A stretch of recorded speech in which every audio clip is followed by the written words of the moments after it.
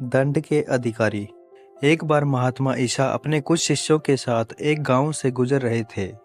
एक स्थान पर उन्होंने देखा कि बहुत से लोग एक छतरी को घेरे खड़े हुए थे। लोगों की भीड़ बहुत उत्तेजित थी। वे लोग उस छतरी को उसके दोषों के कारण उसको दंड देना चाहते थे। महात्मा ईसा ने भीड़ में खड़े एक आदमी से विवाद का कारण पूछा। उस आदमी ने बताया, यह छतरी बहुत दुष्ट है, यह बुरे काम करती है, इस छतरी को दंड मिलना चाहिए। हम सब इसे इसके पाप की सजा देना चाहते हैं। तब तक काफी लोग महात्मा ईसा के आसपास इकट्ठे हो चुके थे। उन्हें महात्मा ईसा एक विवेकी पुरुष लगे। लोगों ने उन्हीं से छतरी को दंड देने के बारे में पूछा। महात्मा ईसा ने एक बार छतरी की ओर देखा और फिर उत्तेजित भीड़ पर एक निगाह डाली। फिर बोले, अपराधी को दंड मिलना ही चाहिए। भीड़ ने महात्मा ईसा की इतनी बात सुनी और शोर मचाने लगे, मारो मारो मारो, अपराधी को दंड दो। और सभी उस छतरी को मारने के लिए पत्थर बटोरने लगे। एक दो लोगों ने पत्थर मार भी दिए थे। तभी महात्मा ईसा की आवाज गूंजी, ठहरो, दंड देने से पहले मेरी पूरी बात सुन लो। लोगों के उठे हुए हाथ रुक गए।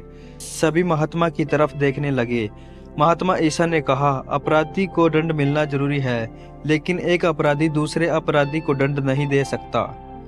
इस छतरी ने अपराध किया है, इसको पहला पत्थर वह मारेगा जिसने पहले कोई अपराध ना किया हो, जिससे कोई अपराध ना हो। महात्मा ईसा की बात सुनकर सभी सोच में पड़ गए। सभी मन ही मन विचार करने लगे, मुझसे अब तक कोई अपराध हुआ या नहीं। धीरे धीरे सभी के हाथों से पत्थर नीचे गिरने लगे।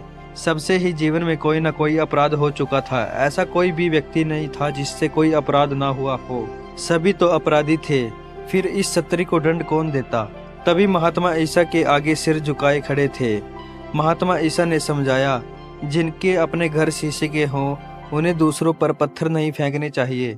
जो स्वयं अपराधों से घिरे हो उन्हें किसी दूसरे अपराधी को दंड देने की बात सोचनी भी नहीं चाहिए। लोग महात्मा ईसा की यह बात सुनकर इधर उधर जाने लगे। तब वह छतरी महात्मा ईसा के पास आई। उसने महात्मा ईसा से क्षमा मांगी।